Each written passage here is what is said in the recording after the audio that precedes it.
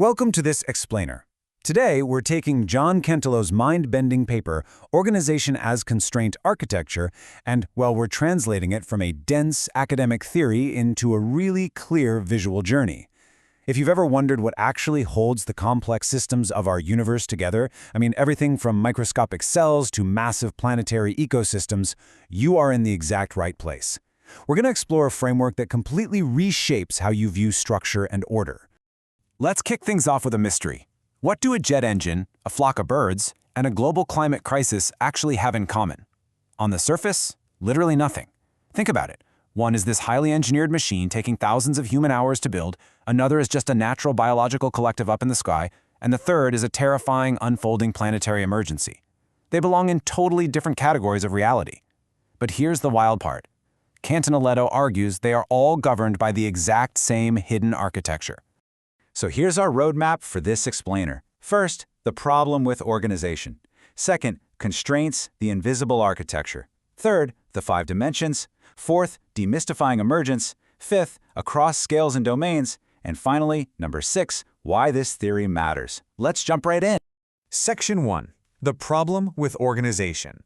We're so used to thinking of organization as, adding structure, putting things into neat little boxes, building a management hierarchy, or just making a schedule.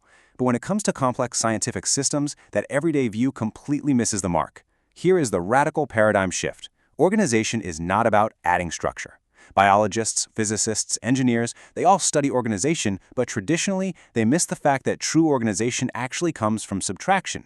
We assume to organize something we have to insert a new force or build a component from scratch.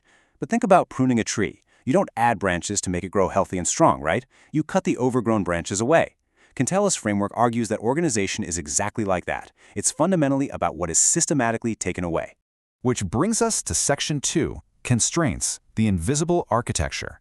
So the formal definition here is that organization is the structured configuration of relations and constraints that reduces the degrees of freedom of a system. Let's break that down, specifically that phrase, degrees of freedom. Basically, degrees of freedom are the number of possible ways a system can move or change. Imagine you're standing in the middle of a massive, completely empty parking lot. You have incredibly high degrees of freedom. You can walk in literally any direction at any speed. But that's also total chaos, especially if there are 1,000 other cars doing the exact same thing. If you want to safely direct those cars, what do? You paint lanes, you add concrete barriers, you put up stoplights, you restrict their degrees of freedom. So the crucial point here is that organization isn't about what's present, it's about the limitation of possibilities. Without constraints, components can do absolutely anything, which just equals chaos. Organization eliminates that infinite chaos, systematically narrowing down those choices, so a system can actually function and survive. Think of it like a master sculptor chiseling a block of marble. A breathtaking masterpiece doesn't emerge from clay that the sculptor slaps onto the pedestal, it emerges from the raw stone that is explicitly chiseled away. By removing, or constraining, the effective degrees of freedom of that raw, shapeless marble, the final, persistent, beautiful form is finally allowed to emerge. Organization is just that invisible act of chiseling away the impossible or non-functional states until only the functioning system remains. So, how does this actually work in reality? Section 3, the 5 dimensions. How exactly does this invisible architecture restrict our degrees of freedom out there in the real world? Kentelow identifies 5 interconnected dimensions of constraint. Let's hit these one by one. First up, spatial, literally where things are located. Think of the precise geometry of molecules locking together exactly like Lego bricks. Second is temporal, when processes occur. This is the rigid sequencing needed for, say, an embryo to develop. Timing is absolutely everything. Third, causal, how interactions are structured. This basically dictates the domino effect of what triggers what. Fourth is functional, what specific roles components play within the whole, like your heart versus your lungs. And fifth, informational, how uncertainty is structured into readable signals, like the sequence of your DNA. But the absolute vital takeaway here isn't just memorizing these 5 dimensions. It's understanding how deeply interdependent they are. A change in a spatial geometry can instantly disrupt a temporal sequence or corrupt an informational signal. If you build a Lego tower and just drop one crucial structural block, that's a spatial constraint. The entire causal chain of gravity brings the whole shebang crashing down. All right, let's apply this. Section 4, demystifying emergence. This brings us to one of the absolute most misunderstood concepts in all of science, emergence. We're going to shift this concept from feeling like pure magic to understanding it as pure mechanics. So, is a flock of birds just a bunch of birds?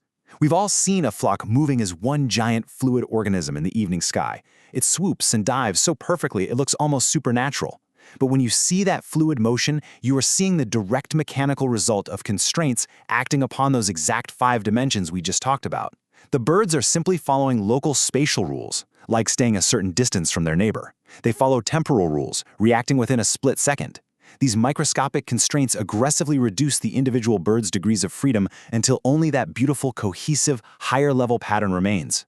Cantelou frames this perfectly. Rather than treating emergence as an independent phenomenon, the framework reframes it as the manifestation of organized complexity.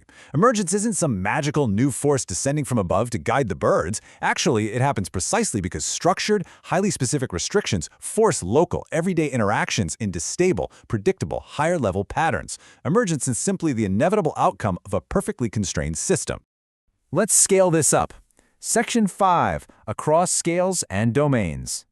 So how does this constraint architecture govern the most massive, critical systems on our planet? We generally deal with 2 fundamental types of organization.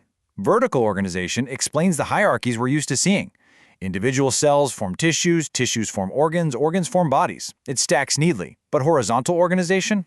That is where things get truly terrifyingly complex. This explains what happens when entirely different domains laterally crash into one another. We're talking about physical domains coupling with biological domains, which then violently crash into economic or societal domains. The climate albedo feedback loop is an absolute masterclass in horizontal constraint propagation. Let's walk through this step by step. Imagine the Arctic. You have a spatial constraint, a massive sheet of physical white ice. Because it's white, it dictates an energetic constraint. It reflects the sun's radiation back into space. This is known as albedo. But as global temperatures rise, that spatial constraint breaks down. The ice melts, exposing the dark ocean water underneath. And suddenly, bam! The energetic constraint is completely shattered. Instead of reflecting the sun, the dark water aggressively drinks in that solar radiation. This loss of a reflective constraint violently cascades horizontally into the thermodynamic domain, raising the temperature of the water. That warmer water then melts more ice, breaking the spatial constraint even further. It is a perfect, terrifying loop where a broken constraint in one domain shatters the constraints of the next, over and over again. When these completely different domains couple together and align their constraints in the exact same direction, you get something called constraint resonance. The melting ice, the lowering reflectivity, the rising heat, they all align perfectly. And this resonance drives massive, self-reinforcing systemic shifts. It's exactly what locks a planetary system into a runaway cascade. Once constraint resonance takes hold, the system becomes incredibly difficult to stop, because the invisible architecture itself is actively amplifying the change. Which leads us to our final part, Section 6, Why this theory matters.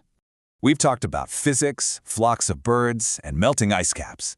But why is understanding this theoretical framework so incredibly vital for our immediate future? Well, because it's essentially the Rosetta Stone for complex systems. Cantelou's framework finally gives us a unified, consistent language to diagnose exactly why systems fail.